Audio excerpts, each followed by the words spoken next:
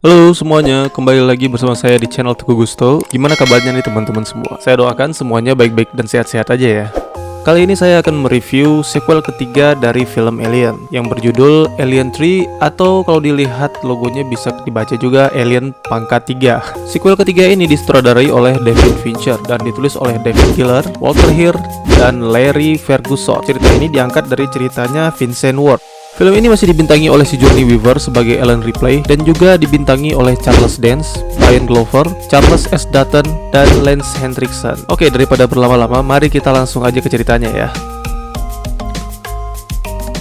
Cerita dimulai dengan scene di mana Ripley, Newt, Corporal Hicks, dan Android Bishop menjalani hibernasi atau di sini mereka sebut hypersleep di dalam kapal induk Sulaco. Bagi yang kurang paham bisa menonton dulu video saya yang sebelumnya. Di sebuah ruangan di kapal Sulaco ini terdapat sebuah telur alien. Kalau kalian penasaran atau bertanya dari mana telur itu berasal, saya menyarankan tonton videonya sampai habis karena saya akan membahas teori-teorinya di video ini. Kita lanjut ke telur tadi yang sudah pasti menetas ya. Seekor larva keluar dari telur tersebut dan langsung menanamkan embrionya ke Ripley yang masih hibernasi. Lalu diperlihatkan di sini ada cairan asam yang menetes dan menembus sampai ke mesin kapal yang menyebabkan kebakaran. Hal ini menyebabkan Sulaco meluncurkan sekoci untuk menyelamatkan awak kapal. Lalu sekoci tersebut membawa kru Ripley ke stasiun terdekat, yaitu sebuah planet yang bernama Fiorina dengan kode Fury 161. Planet ini adalah tempat pengolahan biji besi sekaligus penjara untuk penjahat kelas kakap. Sama halnya seperti Pulau Nusa Kambangan di Indonesia. Seorang tenaga medis bernama Clemens menemukan Ripley terdampar di tepi pantai, terpisah dari sekoci yang jatuh.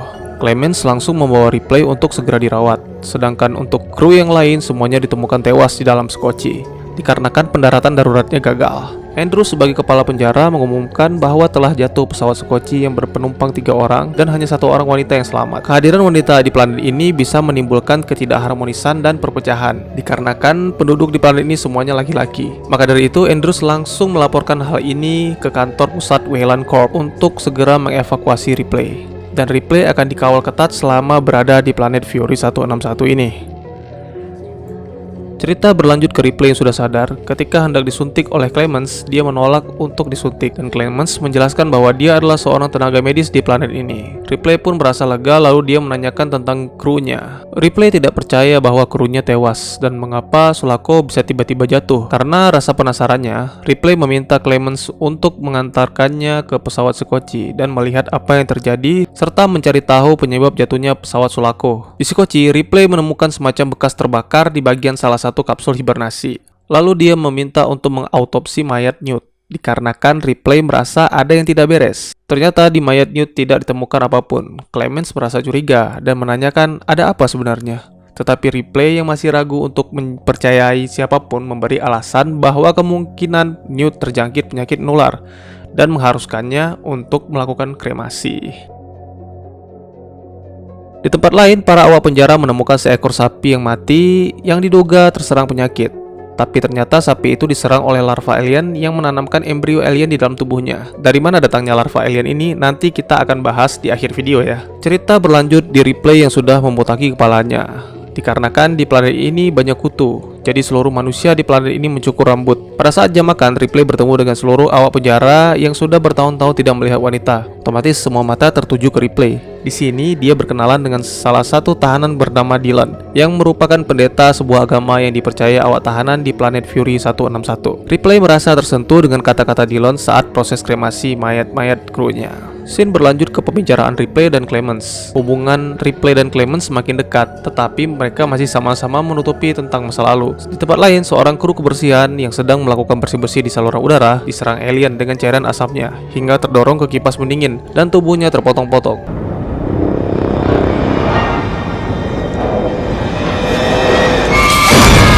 Clemens pun mendapat panggilan dari Andrews dan mereka melakukan penyelidikan tentang kasus ini. Clemens menemukan bekas terbakar di ventilasi udara sama seperti bekas terbakar di kapsul skocinya Ripley. Lalu Andrews mengundang Clemens ke ruangannya untuk membahas sesuatu hal penting.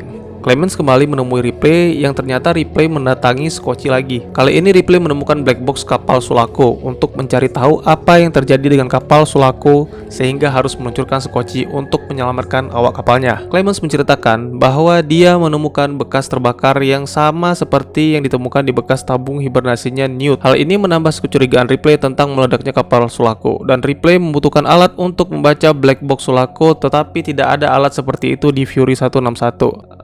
Ripley tidak kehabisan ide. Dia mencari bangkai Android Bishop untuk membaca black box itu.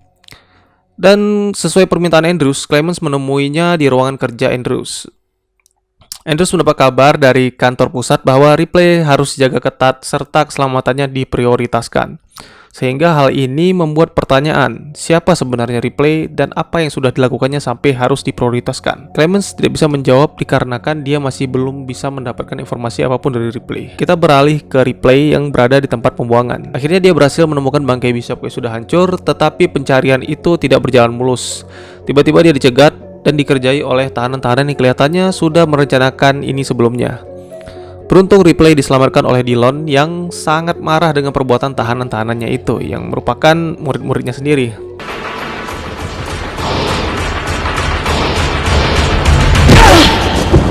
Lalu Ripley berusaha menyalakan kembali Bishop untuk mengakses black box. Ripley mendapatkan informasi bahwa penyebab kebakaran Sulaco adalah korsleting pada material lantai pesawat. Hal ini disebabkan oleh alien yang ada di dalam pesawat itu, dan perusahaan Weyland tahu akan hal ini. Mereka tahu segala macam hal yang terjadi di pesawat induk itu. Setelah semua informasi didapat, akhirnya Bishop memohon untuk dimatikan. Dia tidak tahan dengan keadaan yang sudah sangat rusak parah. Beralih ke 3 orang awak tahanan yang sepertinya sedang melakukan pemetaan ruangan-ruangan di penjara. Mereka diserang oleh alien dan hanya menyisakan 1 orang yang bernama Golik yang selamat dan berhasil kabur.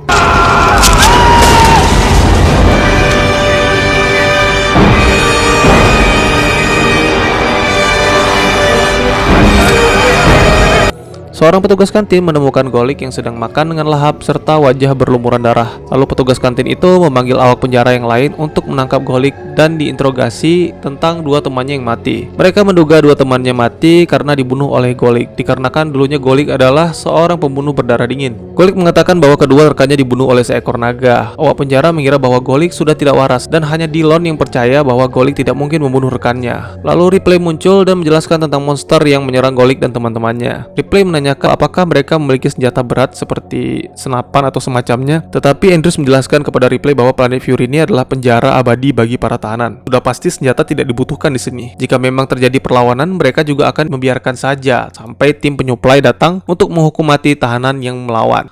Obrolan mereka berakhir dengan dikarantinanya Ripley dan penjagaan Ripley pun diperketat. Lalu Ripley kembali ke ruang medis dan mengobrol dengan Clemens di ruangan perawatannya. Clemens menjelaskan bahwa tidak ada pesawat yang datang ke planet Fury kecuali penyuplai yang datang setiap 6 bulan. Jadi tidak ada jalan untuk kabur dari planet Fury. Tetapi dalam waktu dekat ini ada pesawat dari pusat yang akan datang untuk menjemput Ripley. Dan tentu saja tidak ada yang tahu pasti kapan pesawat itu datang. Ripley mulai merasakan ada yang aneh pada tubuhnya, tetapi dia belum menyadari bahwa dalam tubuhnya ada embrio alien. Lalu mereka berbincang-bincang tentang masa lalu Clemens yang ternyata dulunya Clemens adalah seorang dokter pecandu narkoba yang menyebabkan 11 orang pasien tewas. Tewasnya para pasien itu disebabkan oleh kesalahan Clemens memberikan dosis obat pereda sakit. Jadinya Clemens dipenjara selama 7 tahun dan grade-nya diturunkan. Tetapi setidaknya akibat kejadian itu dia menjadi tidak kecanduan narkoba lagi. Clemens menjalani hukuman 7 tahun penjaranya di planet Fury dan menjalin pertemanan dengan kru-kru di planet Fury. Ketika Clemens bebas, dia memutuskan untuk tetap di planet Fury bersama kru lainnya. Dikarenakan jika dia pulang ke bumi pun pasti tidak ada yang mau memperkerjakannya yang seorang mantan napi. Lalu tiba-tiba alien menyerang Clemens dari belakang, tapi alien sama sekali tidak menyakiti Ripley dikarenakan dia tahu dalam tubuh Ripley ada embrio alien yang akan segera lahir.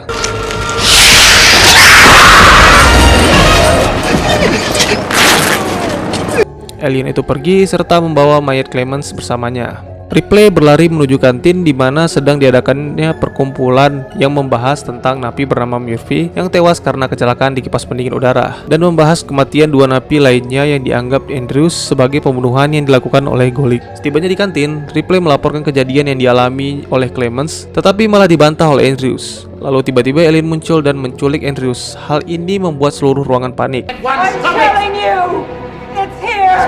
And get that foolish woman back to the infirmary. Lalu mereka dikumpulkan oleh Dylan untuk mengatur rencana sekaligus untuk menunjuk pimpinan baru yang menggantikan Andrews. Para tahanan tidak mau dipimpin oleh Aaron. Lalu Dylan menyarankan Ripley sebagai pemimpin dikarenakan Ripley sebelumnya menjabat sebagai letnan di pesawat Sulaco. Ripley menjelaskan bahwa dia tidak pernah melihat yang seperti ini sebelumnya. Tapi Ripley menyimpulkan bahwa makhluk ini takut pada api. Dikarenakan alien yang sebelumnya ditemui Ripley juga takut dengan api. Tetapi untuk melacak alien itu mereka tidak memiliki apa-apa. Dikarenakan Fury ini layaknya penjara yang sudah tidak dirawat, dibiarkan begitu saja. Namun wajar saja ya, selain makanan mereka tidak butuh apa-apa lagi. Namanya juga planet penjara. Lalu Ripley mencoba mempelajari peta dari ventilasi udara ruangan kantin. Dia berencana menyergap alien itu di ventilasi udara sama halnya seperti saat berada di pesawat Nostromo. Aaron mengantarkan Ripley ke ruangan di mana dulunya digunakan untuk pembuatan pesawat bertenaga nuklir. Ripley berencana membakar ventilasi udara agar alien itu keluar dan mengurungnya di ruangan nuklir tadi. Lalu pekerjaan memasang jebakan pun dimulai. Mereka melapisi dinding-dinding dengan cairan kimia yang mudah terbakar untuk menggotong alien tersebut ke arah ruangan pesawat nuklir tadi. Tiba-tiba seorang tahanan yang sedang masuk ke ventilasi diserang oleh alien dan menjatuhkan flare stick yang menyebabkan ledakan di sepanjang lorong. Junior, salah seorang tahanan yang sebelumnya mencoba mengerjai Ripley, berkorban dengan cara menjadi umpan untuk menarik alien itu ke dalam ruangan pesawat nuklir.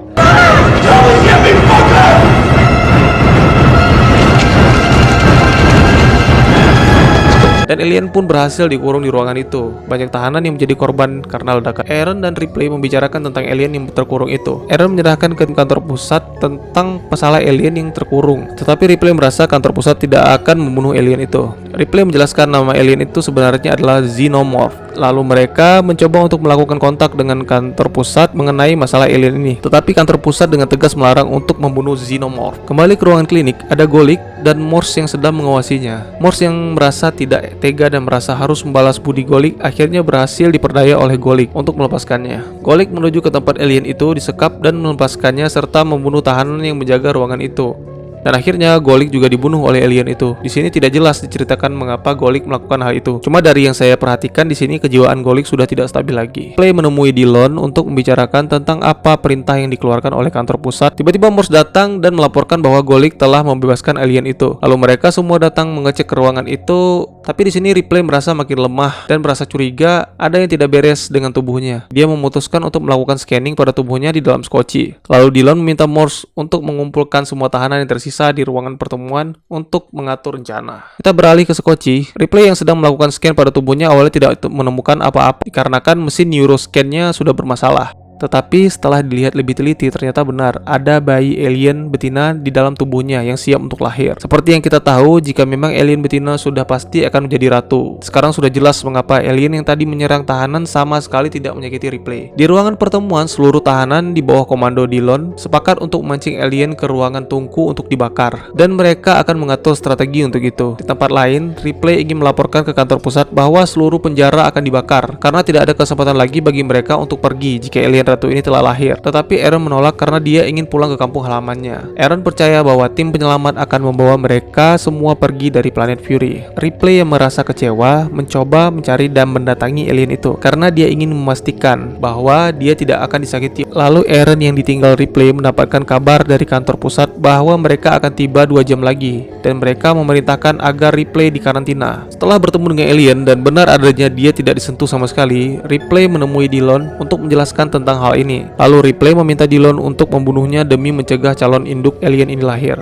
Tetapi Dylan tidak bisa melakukannya sekarang, dikarenakan Dylan masih membutuhkan Ripley. Minimal Ripley bisa dijadikan umpan untuk memancing alien keluar. Tapi Dylan berjanji akan melakukannya setelah dia berhasil membunuh alien itu. Lalu Dylan dan Ripley serta awan api yang tersisa berkumpul untuk mengatur rencana. Awalnya terjadi pro dan kontra, apalagi Aaron mengatakan bahwa tim penyelamat akan tiba sekitar 2 jam lagi. Tetapi setelah mendengarkan cerita pengalaman Ripley sebelumnya bahwa semua krunya dikorbankan demi bertahannya alien itu sampai ke tangan perusahaan, akhirnya mereka sepakat untuk bersatu dan membunuh alien itu. Kecuali Aaron ya, dia sudah membulatkan tekadnya untuk menunggu tim penyelamat datang. Mereka mulai menjalankan rencana yang hanya memiliki satu kesempatan ini. Jika kesempatan ini gagal, maka berakhirlah semua. Mereka memancing alien ke tungku peleburan dan menyiramnya dengan timah panas. rencana ini tidak sepenuhnya berjalan lancar. Banyak napi yang menjadi korban sampai akhirnya Dillon berhasil memancingnya dengan cara berpura-pura menyakiti Ripley. Alien itu pun terpancing dan masuk ke ruang tungku. Di sini Morse menutup ruang tungkunya dengan Ripley dan juga Dillon di sana. Morse bergegas ke tempat peleburan timah dan Ripley berencana untuk mati bersama alien itu, tapi malah dipaksa keluar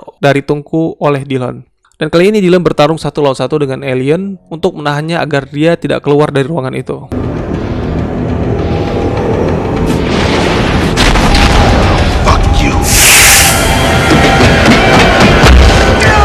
Lalu Morse berhasil menuangkan timah itu, tetapi alien itu masih bisa bangkit. Sepertinya kulitnya sangat tebal sehingga mampu menahan panasnya timah yang sudah dileburkan.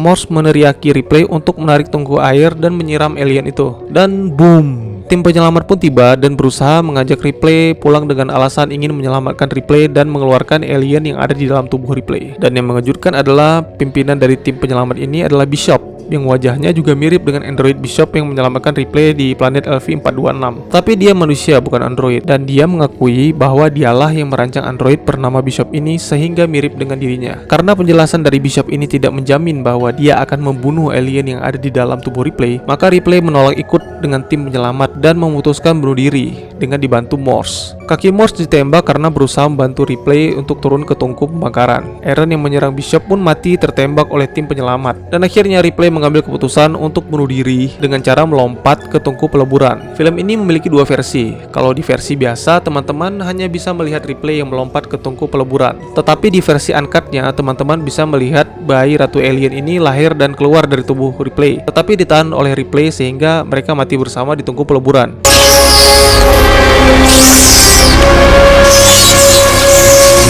Berakhir dengan dibawanya Morse oleh tim penyelamat, serta ditutupnya penjara dan planet Fury, serta segala macam aktivitas di planet itu dihentikan. Tamat. Bagaimana menurut teman-teman? Apakah cerita Alien 3 ini menarik? Seperti janji saya di awal video, muncul pertanyaan besar dari mana telur di kapal Sulaco berasal. Saya menemukan teori bahwa saat induk alien menyelinap di pesawat Ripley di film sebelumnya, sang ratu berhasil meletakkan telur di pesawat itu tanpa sepengetahuan kru Ripley, dimana kita tahu bahwa induk alien ini bisa bertelur sangat banyak, bahkan ribuan. Jadi bisa saja dia meletakkan beberapa telurnya di tempat tersembunyi di pesawat itu. Yang kedua, bisa jadi Bishop berkhianat dan membawa telur alien ke pesawat pengangkut itu. Dikarenakan kita semua tahu bahwa android-android ini dirancang sebagai ilmuwan yang bertugas untuk meneliti xenomorph. Jadi bisa saja saat dia dikirim untuk memperbaiki radio di LV-426, dia berhasil membawa beberapa telur alien dan meletakkannya di kapal induk Sulaco. Kenapa di sini saya menyebutnya berapa? Dikarenakan ada seekor sapi yang dimasuki embrio alien oleh larva pada saat di planet Fury 161. Jadi sudah pasti bukannya hanya satu, tapi ada 2 telur yang diletakkan di sana. Hanya saja waktu menetasnya saja yang berbeda. Silahkan komen di bawah jika teman-teman memiliki teori lain mengenai film Alien 3 ini. Atau mungkin teman-teman ingin membahas teori-teori yang saya jelaskan tadi, ataupun teman-teman punya rekomendasi film lain yang ingin saya review.